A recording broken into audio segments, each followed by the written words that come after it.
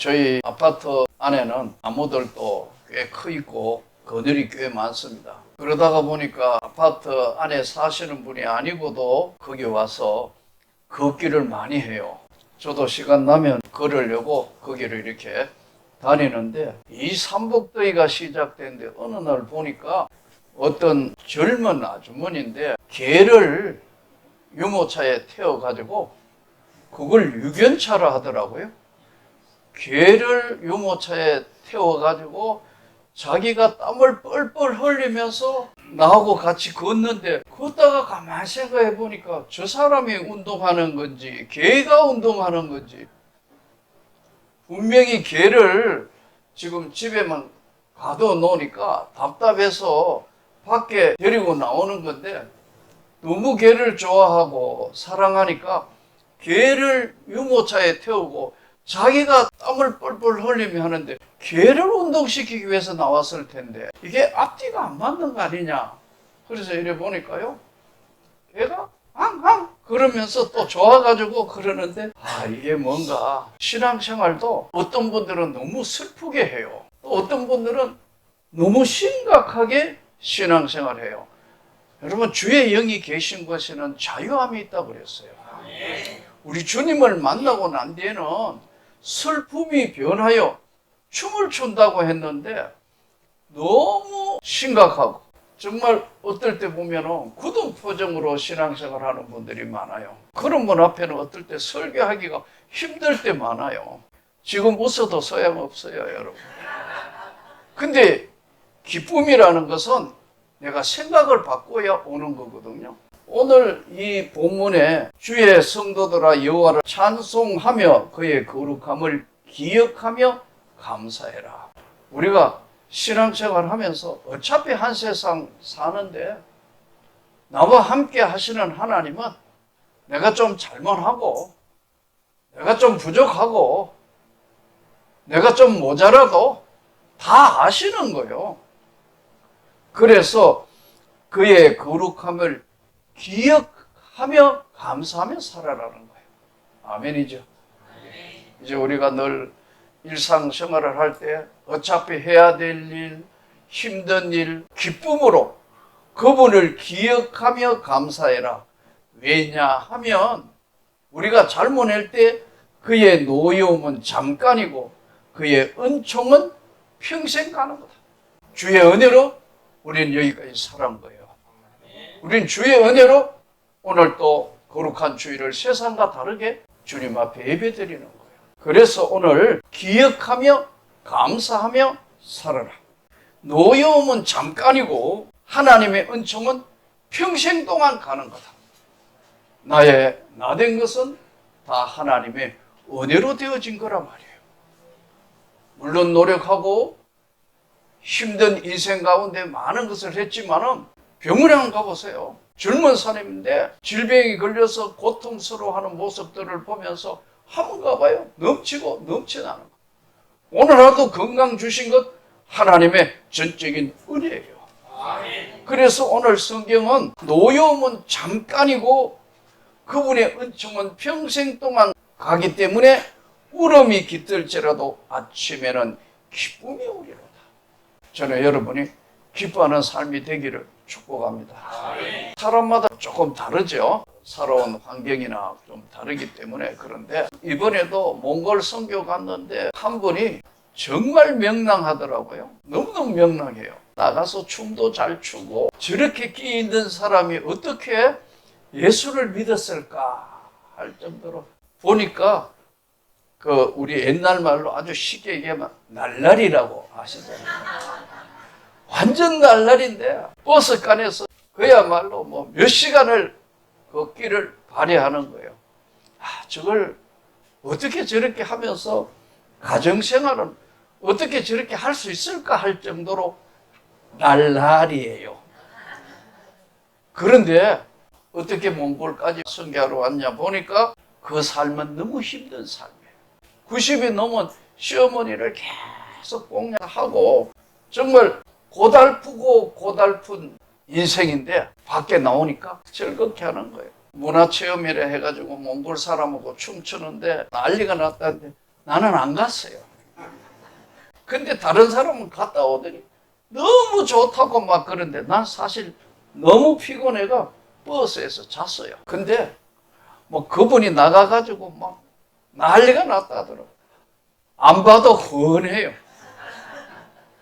이렇게 고달픈 자신의 가정과 삶이지만은 하나님의 은혜가 있다는 겁니다. 저는 여러분들이 슬픔이 기쁨이 되기를 축복합니다. 주신 은혜는 평생 동안 가는 것이다. 내가 형통할 때 말하기를 영원히 흔들리지 아니하리라 하였도다. 여호와여 주의 은혜로 나를 산같이 굳게 세웠더니 주의 얼굴을 가리심에 내가 근심하였다. 우리가 때로는 어려운 일, 힘든 일 만났을 때 근심하지 않을 수 없지만 하나님이 끝까지 해결해 주시는 거예요. 여러분 그걸 믿습니까? 제가 아는 서울대 교수 한 분이 30대 말에 교수 발령 받아가 계속 50대까지 거의 연구실에만 있었는 사람이에요.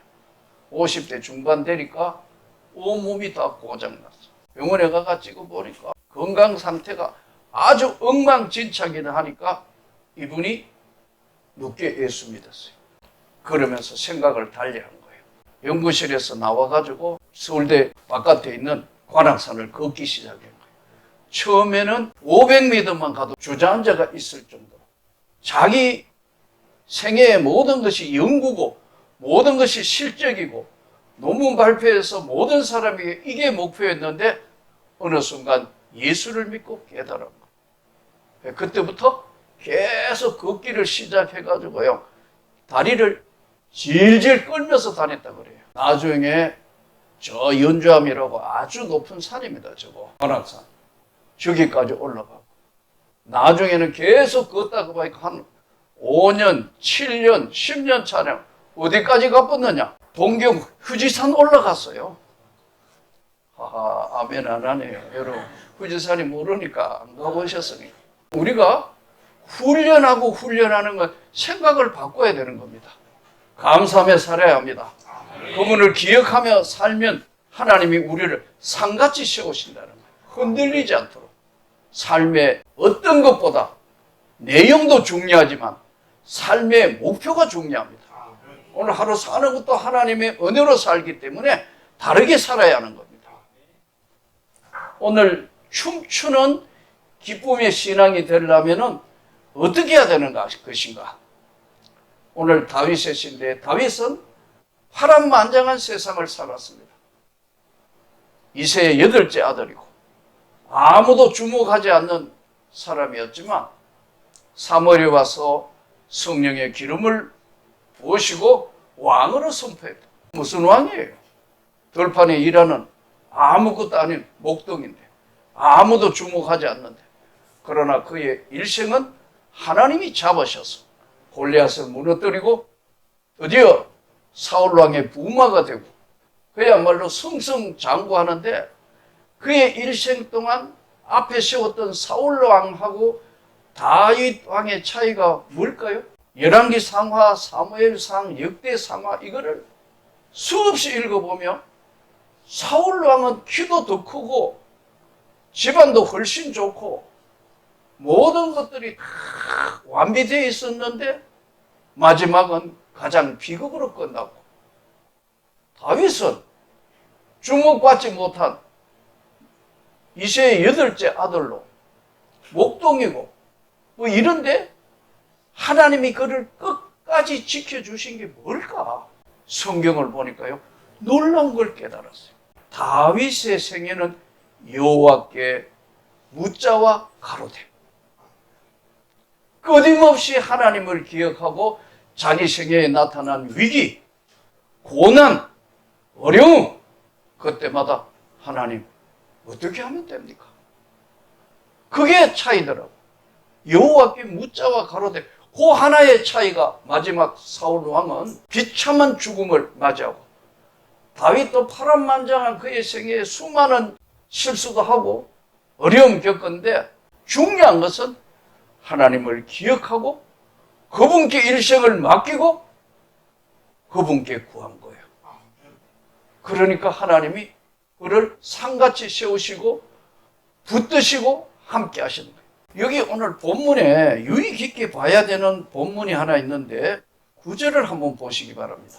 내가 무덤에 내려갈 때 나의 피가 무슨 유익이 있으리요? 진토가 어떻게 주를 찬송하며 주의 진리를 선포하리까? 여호와여 들으시고 내게 은혜를 베푸소서. 여호와여 나를 돕는 자가 되소서 하였나이다. 이게 무슨 말씀이냐면요, 우리가 예수를 믿으면 우리가 영생 구원을 받아서 그분을 믿었기 때문에 제사함 받은 겁니다. 영원히 단번에 온전히 제사함 받은 거예요. 그렇기 때문에 구원을 받은 우리 삶은 영원한 영생의 세계로 이미 구원을 받았는데, 문제는 주님의 영광의 나라에 갈 때까지 이 삶을 어떻게 사느냐는 문제. 여기 지금 현재 나의 피가 무덤에 내려갈 때는 아무 유익이 없기 때문에 지금 현재 주님이 나를 돕는 자가 되어 주십시오. 주님이 나를 도와주십시오. 여러분, 그렇게 구해야 합니다. 우리가 신앙생활을 오래 하다가 보면 사람을 봅니다. 교회와가 주님은 어디로 가버리고 같은 여전대에 왔나 안 왔나 그거부터 본다. 성가대 잘하나 안 하나, 목사님 설교하기 전에 옷에 넥타이가 좋으냐 나쁘냐, 엉뚱한데 이런 거에 전부 집중해가 신경을 쓰는 분이 많더라고요. 교회에서요, 말씀을 통하여 주님을 만나야 되는 거예요. 나를 돕는 자가 되소서. 현재의 삶에 하나님이 간섭하시고 역사하신다는 거예요. 다윗은 그것을 알은 거예요. 그래서 일생 동안 함 맺힌 사람들과 아둘람 굴에 600명 같이 살기도 하고 온갖 파란만장한 인생을 살았지만 끝까지 주님이 지켜주시는 것을 알기 때문에 그의 삶은 춤추는 기쁨의 신앙이었어요. 마지막에 그가 죽을 때, 이제 옛날에는 무슨 난방시설도 없고 시원한 이런 에어컨도 없고 하니까요, 몸이 차지니까 아비삭이라는 동리를 집에 였는데요, 손 하나 까딱하지 않고 그냥 일생 동안 마지막을 마무리하는 다윗의 모습을 보십시오. 젊은 날에 실수도 하고 뭘 잘못하고 여러 가지 많은 일이 있지만 그때마다 몰랐던 것, 나단이 와서 당신이 그 범죄자를 할 때 푹 엎어져서 하나님 앞에 그야말로 베개가 썩을 정도로 회개하는 그의 모습, 하나님을 기억하기 때문에 그렇습니다. 그 하나님이 저와 여러분의 도움이 되기를 축복합니다. 함께 하시기를 축복합니다. 주여 나를 돕는 자가 되소서. 주께서 나의 슬픔이 변하여 내게 춤이 되게 하시며 나의 베옷을 벗기고 기쁨으로 띠띠우셨나이다. 그저께는 페이스북에 보니까 어떤 초등학교 학생 하나가 페이스북에 올라와가 막 일어나 춤을 추는 게 오더라고요. 내가 이 페이스북을 보고 얘 어디서 많이 본다니까, 아, 얘가 내가 교회 목회할 때 얘를 기도해 준 적이 있어요. 얘가요, 고치지 못하는 질병에 걸렸단 말이에요. 할머니가 얘를 업고 왔어요. 근데 이 아이가 어려서 그냥 한 4살, 5살쯤 됐는데 얘가 예쁘고 총명하게 생겼는데 얘가 밤만 되면 눈을 까디집고 우리로 얘기하면 전기와 같은 거예요. 마치 간질 환자처럼 되는 거예요. 그러니까 할머니가 얼마나 놀랐겠어요. 할머니는 권사님이에요. 딸도 왔고 사위도 왔는데 내가 이래 보이 둘이는 아직 믿음이 없어요. 할머니는 이거 보니까 기절초토한데 온갖 병은 다 들어봤을 거 아니에요. 그러니까 병명이 없는 거예요. 그래서 내가 물어봤어요. 병명이 뭐냐 하니까 상세불명. 상세하게 잘 모르면 의사들이 내는 병명이 뭐냐면 상세불명. 오늘 좋은 거 하나 배웠죠. 상세하게 모르겠다 이 말이에요. 상세불명. 근데 정세는 꼭 간질 환자가 간질이 아닌 거예요. 그래서 간질 약을 먹이면 조금 덜한 것 같은데 전혀 영향을 안 받고 그런 거예요. 너무 괴롭고 힘드니까 거의 이 예쁜 손자를 포기할 수가 없어서 아기를 덜쳐고 왔어요. 근데 이제 금요 기도회를 하는데 아기를 덮쳐고 할머니가 권사님이 내가 보니까 은혜자예요. 장의자에 아기를 눕혀놓고 밤새도록 금요 기도회 끝났는데 밤새도록 절하는 거예요. 늦게까지 기도하다가 이렇게 보니까 아침에 새벽 기도하러 나왔는데 보니까 또 그냥 엎드려 있어. 아기는 자고 있고. 아마 교회 강대상 밑에 이제 장의자에 해서 가져온 담요를 덮어놓고 아기를 했는데 새벽 기도 하는데 새벽 기도 설교를 새벽 기도 짧게 하고 기도하려고 엎드리가 있는데 눈 내려가가 제 기도해라. 이게 오는 거예요. 그냥 쫙 돌아봤어요. 근데 이런 마음이 드는 거예요. 내 질병이 나음을 입었다. 이 발표를 했는데 안 나으면 나는 어떻게 되노? 내 창피고 교회 창피고 하나님 아니에요. 엎드렸는데 또 계속 감동이 오는 거예요. 아닙니다. 아닙니다. 잘못하면요 이거 참 창피하다는 거예요. 아닙니다. 한 5분쯤 계속 엎드리가 기도를 해야 되느냐 안 해야 되느냐는 갈등 가운데 누가 목덜미를 잡고 일으키는 것 같아요. 아, 이걸 확실하게 성령께서 사인을 주시는구나. 내려가서 기도를 했어요. 할머니가 울고 있는데 내가 할머니하고 애기 같이 손을 얹어서 내 믿음대로 될지어다. 주께서 은혜를 베푸셨다. 그러고 하고 갔어요. 나았겠어요? 안 나았겠어요?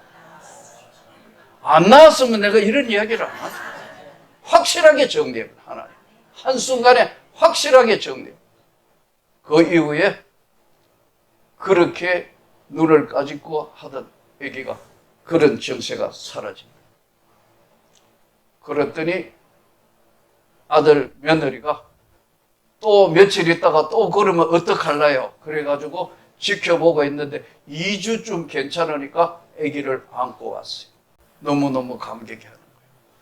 교회 헌금도 하시고 이렇게 하시면서 내가 보니까 하나님이 은혜를 주셨구나.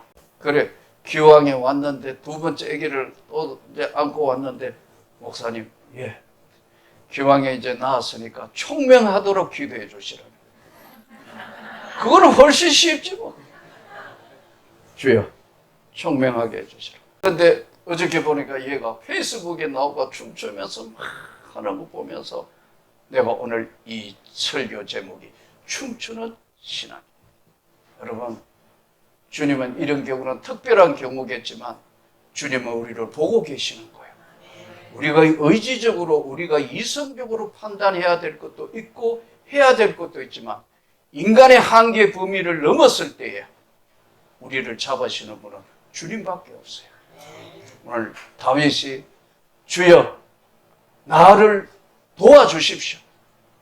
피가 다 굳어져서 땅에 묻히는 이야기가 아니고 살아있을 때 나를 도우는 그분 우리 주님이 되십시오. 그러면 내가 슬픔이 변하여 춤추는 신앙이 된다는 우리 오늘 이 주님을 믿고 어려운 세상 가운데 주님만 바라보고 승리하시기를 주 예수 이름으로 축복합니다.